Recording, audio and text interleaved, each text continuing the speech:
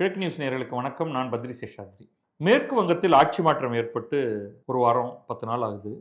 ஒரே நேரத்தில தான் அஸ்ஸாம், மேற்கு வங்கம், தமிழகம், புதுச்சேரி, கேரளம் இந்த 5 இடங்கள்லயும் தேர்தல் நடந்து 2 இடத்துல ஆட்சி தொடர்கிறது. 3 இடத்துல ஆட்சி மாற்றம் ஏற்பட்டிருக்கிறது.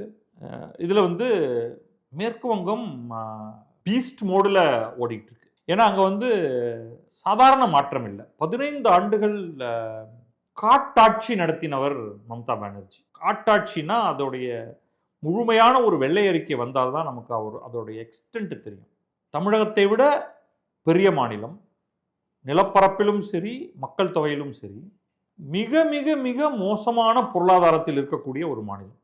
Industrial development 0. எல்லா பாராமீட்டர்லயும் மிக மிக பின்தங்கிய நிலையில் இருக்கிறது. அதுக்கப்புறமா வந்து அடக்குமுறை ஆட்சி. அந்த கட்சியோடைய ஆதரவாளர்கள், திரிணாமுல் காங்கிரஸோடைய ஆதரவாளர்கள் அப்படியே டெரரா இருந்திருக்காங்க. இன்னைக்கு தோற்றுப்போன எதிர்க்கட்சிகளான இடதுசாரி, காங்கிரஸ் அவர்களுக்கே ஒரு ரிலீஃப் வந்திருக்கு இந்த ஆட்சி மாற்றத்தினால. ஒரே ஒரு இடத்துல மட்டும் ஃபால்ட்டா அப்படிங்கிற இடத்துல மட்டும் மறுதேர்தல் இருக்கு. அடுத்த 2 நாள்ல வருது. அந்த ஒரே ஒரு தொகுதியில மட்டும் 294 தொகுதியில 293ல தேர்தல் நடத்தி ரிசல்ட் சொல்லியாச்சு. இந்த ஒரு தொகுதியில வந்து இந்த எலெக்ஷனை கவுண்டர்மேன் பண்ணி தள்ளி வச்சு அவங்க வாக்களிப்பு நடந்தது எல்லாத்தையும் கேன்சல் பண்ணிட்டாங்க. ஃப்ரெஷ் ஓட்டிங் நடக்க போகுது. இப்போ வந்து அந்த இடத்துல இடதுசாரி வேட்பாளர் கம்யூனிஸ்ட் மார்க்சிஸ்ட் கட்சி சொல்றாரு, இப்போதாங்க என்னால் வெளில வந்து கேம்பெயினே பண்ண முடியுது அப்படின்னு. இது அதாவது அந்த அளவுக்கு வந்து திரிணாமுல் காங்கிரஸ் திரிணாமுல் காங்கிரஸோடைய ஒரு நபர் அந்த இடத்த வந்து அவ்வளவு மிரட்டலுக்கு இடையில அதை வச்சிருந்திருக்காரு. இப்போ புது முதல்வர் ஒருத்தர் வந்திருக்காரு. அவர் என்னன்னா வந்து பயங்கர ஆக்ஷன் பண்றேன்னா மாற்றம் தினம் தினம் கொண்டு வரேன் அப்படின்ட்டு ரொம்ப துடியா வேலை செஞ்சுட்டு இருக்காரு. இதுவும் ரொம்ப ஏர்லி டேஸ், ரொம்ப ஒன்றும் பெருசா நடந்துடல. பட் ரியல் சேஞ்ச் வரணும் அப்படின்னா அது வெறும் அறிவிப்புகளால் அல்ல. அதற்கு ஒரு வருடமாவது டைம் எடுத்துக்கணும். என்ன பண்றாங்க அப்படின்னு பார்ப்போம். பட் அதுக்கு முன்னாடி அவர்கள் என்ன சொல்றாங்க அப்படிங்கிறத பார்ப்போம். முதல்ல அவங்க என்ன பண்றாங்கன்னா, ஜனதா தர்பார் அப்படின்னு ஒன்று நடத்துறாங்க. மக்கள் மன்றம் அப்படின்னு வச்சுக்கலாம். அதை நம்ம மக்கள் மன்றம் அப்படின்னா வந்து ஒரு முதல்வர் சட்டமன்ற உறுப்பினர்களோட சேர்ந்து கலந்து பேசி அவர்களுடைய கேள்விகளுக்கு பதில் கொடுத்து மசோதாக்களை கொண்டு வந்து அதை சட்டமாக மாற்றி நிதிநிலை அறிக்கை கொடுத்து பணத்தை ஒவ்வொரு துறைக்கும் என்று அலோகேட் பண்ணி அது ஒரு பக்கம். இது வந்து மக்களை நேரடியாக சந்தித்து மக்களுடைய குறைகளை கேட்டு அதை நேரடியாக நடத்துவது. இங்க ஒரு கிட்டத்தட்ட 10 கோடி மக்கள் இருக்கக்கூடிய ஒரு மாநிலம், அதுக்கு மேலேயே இருக்கக்கூடிய மாநிலம். நீங்க அட் அ டைம் ஒரு மக்கள் மன்றத்தில் 100 பேரை சந்திக்க முடியுமா? 200 பேரை சந்திக்க முடியுமா? அவங்க கொடுக்குற மனுவெல்லாம் வாங்கி குப்பை கூடையில தான் போட்டாங்க. ஏதோ 1, 2 செய்யலாம். அது எப்போ வந்து இதோடைய அர்த்தம் என்னன்னா, உங்களுடைய பியூரோக்ரசி ஹஸ் கம்ப்ளீட்லி ஃபெயில்டு. அதிகாரிகள் ஒரு வேளையும் ஒழுங்கா செய்வதில்லை. அதனால தான் வந்து அதிகாரிகள் மீது நம்பிக்கை இழந்து மக்கள் ஆட்சியாளர் நேரடியாக முதல்வரிடம் கொண்டு போய் ஒரு மனுவை கொடுக்கிறேன் அப்படின்னு சொன்னாலே எதுக்கு அது முதல்வர்கிட்ட வரணும்? கீழே அது வேலையை நடத்தி பிடிச்சிருக்கணும் இல்லையா? அது ஒன்று உங்களுக்கு ரிலீஃப் வந்திருக்கணும், இல்லது அது ஏன் வர முடியாதுங்கிறதுக்கான காரணம் சொல்லப்படணும். சரி பண்றாருன்னு வச்சுங்க. ஏன்னா இப்போதைக்கு அவருடைய தேவை வந்து நான் ஒரு வித்தியாசமானவன் அப்படின்னு காமிக்கணும். வேற யாரெல்லாம் பண்றாங்கன்னா, உத்தரப்பிரதேஷ் சீஃப் மினிஸ்டர் யோகி ஆதித்யநாத் செய்றாராம். அதே மாதிரி பீகார் சீஃப் மினிஸ்டர் நிதிஷ்குமார் பண்ணிட்டு இருந்தாராம். ஸோ அதே மாதிரி இவரும் வந்து பண்ண போறாரு அப்படிங்கிற மாதிரி. அது இருக்கட்டும். இன்னொன்று வந்து வெஸ்ட் பெங்கால் பிஜேபி அவங்க x.com வலைத்தளத்தில் ஒரு பெரிய லிஸ்ட் கொடுத்துருக்காங்க. பல படங்களை போட்டிருக்காங்க. நாங்கள் வந்து பதவி ஏற்று 10 நாளைக்குள்ள என்னென்னலாம் பண்ணியிருக்கோம் பாருங்க அப்படின்ட்டு படமா இருக்கு.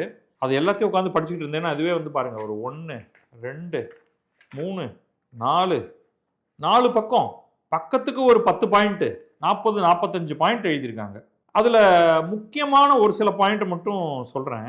பார்டர் செக்யூரிட்டி ஃபோர்ஸ், அதை பத்தி நான் ஏற்கனவே முன்னாடியே இன்னொரு காணொலியில் சொல்லியிருந்தேன். அவங்க எடுத்த முதல் டிசிஷன் வந்து பார்டர் செக்யூரிட்டி ஃபோர்ஸுக்கு வந்து ஒரு கணிசமான அளவுக்கு நிலம் கொடுத்து அந்த இடத்துல நீங்க வந்து வங்கதேசத்துக்கும் பங்களாதேஷ் நாட்டுக்கும் மேற்கு வங்க மாநிலத்துக்கும் இடையில ஃபென்ஸ் போடுறது, வேலி அமைத்தல், அது கொடுத்துருக்காங்க. ஒன்று. அடுத்தது பிஎன்எஸ்எஸ்னு சட்டங்கள் மாற்றம் அடைந்தன. அந்த மாற்றங்களை அதாவது இவங்க எப்படி ஸ்டாலின் மத்திய அரசுக்கு எதிராக நடந்து கொண்டாரோ அதை போல 10 மடங்கு அதிகமாக Mamata Banerjee நடந்துக்கிட்டாங்க.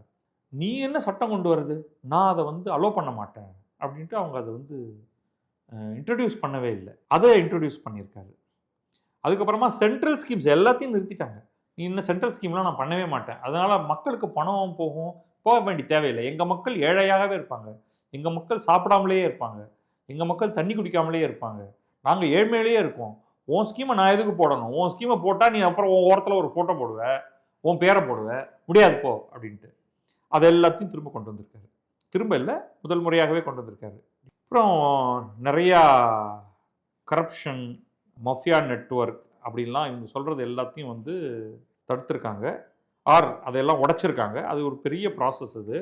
State wide drive launched against illegal arms, ammunition, explosives, illegal toll syndicates, illegal sand mining and illegal coal mining. இதுதான் வந்து ஒரு முக்கியமான ஒரு பாயிண்டா நம்ம சொல்லணும். அவங்க வந்து எந்த அளவுக்கு சட்டம் ஒழுங்கு கெட்டு கிடந்தது மேற்கு வங்கத்திலன்னா, அங்கே ஒவ்வொரு ஊர்லேயும் ஒவ்வொரு கிராமத்துலேயும் திரிணாமுல் காங்கிரஸை சேர்ந்த ஒரு தலைவன் வந்து அவன் தான் வந்து தண்டல் வசூலிப்பான். அவனும் அவனுடைய ஆட்களும் கடைக்கடையா போய் வசூல் பண்ணுவாங்க. ஓப்பனா அத்தனை இடத்துலையும் கம்ப்ளீட்டா வசூல் பண்றது. அதை தவிர வந்து illegal sand mining, illegal coal mining, வெடிகுண்டுகள் இங்கெல்லாம் அது வந்து பெருமளவு தமிழ்நாடு மாதிரியான இடத்துல அவ்வளவா அது கிடையவே கிடையாது. இல்லீகல் ஆர்ம்ஸ், துப்பாக்கிகள், நாட்டு துப்பாக்கிகள், நாட்டு வெடிகுண்டுகள் இதெல்லாம் வந்து சர்வசாதாரணமா இருக்கு. அது எல்லாத்தையும் கிராக் டவுன் பண்ணியிருக்காங்க கம்ப்ளீட்டா. அதுக்கப்புறமா லா அண்ட் ஆர்டர்ல நிறைய மாற்றங்கள் பண்ணியிருக்காங்க. அதை வந்து நான் எல்லாத்தையும் அதில் சிலதெல்லாம் வந்து முக்கியமா அப்படின்னே கிடையாது. ஒன்னே ஒன்று முக்கியமானது. ஆர்ஜி கார் உங்களுக்கு தெரியும், ஒரு டாக்டர் ஒருவர் பெண், அவங்க வந்து ஒரு கூட்டு பாலியல் வன்புணர்வுக்கு பிறகு கொல்லப்பட்டார் மருத்துவமனையிலே, ஆர்ஜி கார் மருத்துவமனையிலே. அந்த பெண்ணுடைய தாய் பிஜேபி டிக்கெட்டில் நின்று ஜெயிச்சு வந்திருக்காங்க. அவங்க ஒரு ஃப்ரெஷ் கம்ப்ளைண்ட் கொடுத்து புது எஃப்ஐஆர் ஒன்று போட்டிருக்காங்க. அந்த எஃப்ஐஆரில் திரிணாமுல் காங்கிரஸ் லீடர் அவங்க வந்து கூட்டமாக போய் இந்த இது அதில் வந்து பல மர்மங்கள் இனிமேல் வெளியே தெரிய வரலாம் என்ன நடந்ததுங்கிறத, அந்த ஹோல் ஃப்ளோரை இந்த திரிணாமுல் காங்கிரஸ் கிளீன் பண்ணியிருக்காங்க. ஏன்னா எவிடன்ஸ் சேகரிச்சிடக்கூடாது பின்னாடி அப்படின்ட்டு ரொம்ப கொடூரமான ஒர்க் பண்ணியிருக்காங்க. அது அப்போவே அந்த தகவல் வந்துருச்சு. இப்போ வந்து அந்த ப்ரொசீஜரல் இல்லீகாலிட்டிஸ் இருக்கு இல்லையா, அந்த இர்ரெகுலாரிட்டிஸ் அத்தனையும் அதுக்கு மேலே வந்து ஒரு வழக்கு போட்டிருக்காங்க. அந்த வழக்கு வந்து அதில் தொடர்பு கொண்ட, அதாவது ஆக்ஷனே பண்ணாமல் இருந்த இந்த ஆர்ஜி கார் மருத்துவமனை தொடர்பாக பல ஃபார் எக்ஸாம்பிள் கொல்கத்தா போலீஸ் கமிஷனரை வந்து சஸ்பெண்ட் பண்ணியிருக்காங்க. கொல்கத்தா போலீஸ் கமிஷனர் வினீத் கோயல் அவரை சஸ்பெண்ட் பண்ணியிருக்காங்க. ஐபிஎஸ் ஆஃபீஸர் அபிஷேக் குப்தா அப்படிங்கிறவரை சஸ்பெண்ட் பண்ணியிருக்காங்க. இன்னொரு ஐபிஎஸ் ஆஃபீஸர் இந்திரா முகர்ஜி அப்படிங்கிறவங்களை வந்து இன்வெஸ்டிகேஷனை மிஸ்ஹேண்டில் பண்ணதுக்காக சஸ்பெண்ட் பண்ணியிருக்காங்க. ஸோ இதெல்லாம் பண்ணியிருக்காங்க கம்ப்ளீட்டாக. ஓகே, ஸோ நான் அந்த ஒரு பாயிண்ட்டை மட்டும் நான் எடுத்துக்கிறேன். நான் அப்புறம் எல்லா பள்ளிக்கூடத்துலேயும் வந்தே மாதரம் பாடல் பாடுவதை கட்டாயமாக்கியிருக்காங்க. அதுக்கு நான் ஒரு கமெண்ட் எதுவும் சொல்ல போகிறதில்ல. Long stalled infrastructure project, metro rail project. உங்களுக்கு ஒரு விஷயம் தெரியுமா? இந்தியாவிலேயே தரைக்கடியில், நிலத்துக்கு அடியில் மெட்ரோ ரயில் விட்ட முதல் மாநிலம் மேற்கு வங்கம் தான்.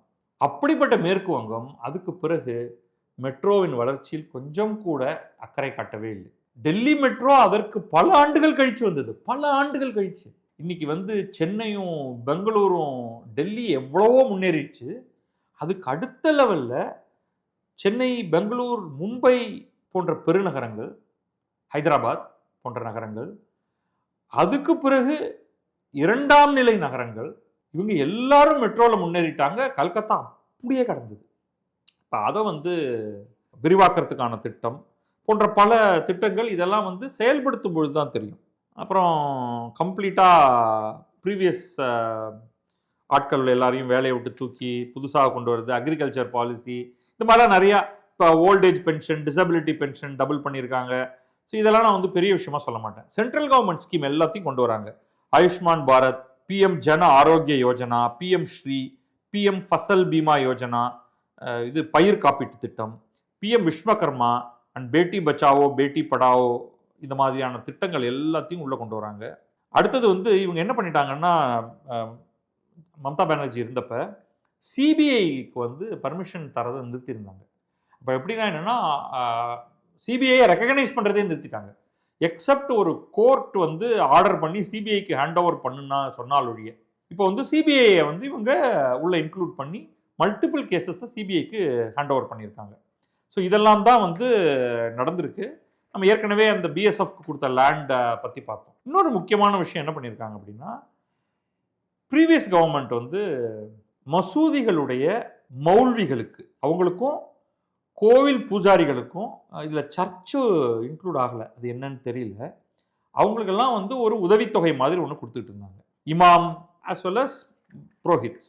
இது எப்படி ஆரம்பிச்சதுன்னா, இது வந்து ஒன்றே ஈக்குவலாக எடுத்துக்காதீங்க. ஸோ இது ஒரு மைனாரிட்டி அப்பீஸ்மெண்ட் ஸ்கீமாக தான் ஆரம்பிச்சது.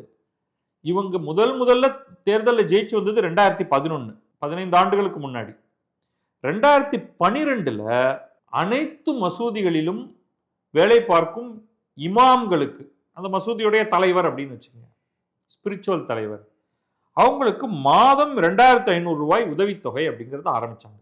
2012 2020 வரை 8 ஆண்டுகள் மசூதிகளுக்கு மட்டும்தான் இந்த பணம் போயிட்டு இருந்துச்சு. 2020 கொஞ்சம் இந்து வாக்குகளையும் கொஞ்சம் நம்மளை நோக்கி ஈர்ப்போம் அப்படிங்கிறதுக்காக இந்த ஒரு விஷயத்தை ஆட் பண்ணிட்டாங்க. என்னன்னா, இந்து கோயில்களில் வேலை பார்க்கும் பூஜாரிகளுக்கு மாதம் 1000 ரூபாய், அங்கே 2500, இங்கே மாதம் 1000 ரூபாய். So not equal.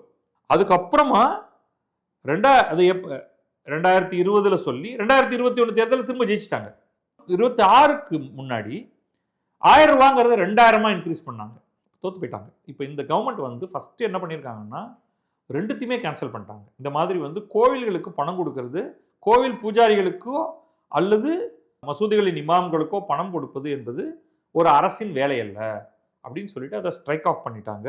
பண்ணிட்டு இந்த இதில் வேற ஏதாவது இர்ரெகுலாரிட்டிஸ்லாம் இருக்கா என்ன அப்படின்னு பார்க்கணும் அப்படின்ட்டு, ப்ளஸ் அவங்க வந்து என்னென்ன லெவல் ஆஃப் ஊழல் நடந்திருக்கு அப்படிங்கிறத விசாரிக்கிறதுக்காக ஒரு ஓய்வு பெற்ற நீதிபதி பிஸ்வஜித் தாஸ் அப்படிங்கிறவர் தலைமையில் ஒரு விசாரணை கமிஷன் ஒன்று அமைச்சிருக்காங்க.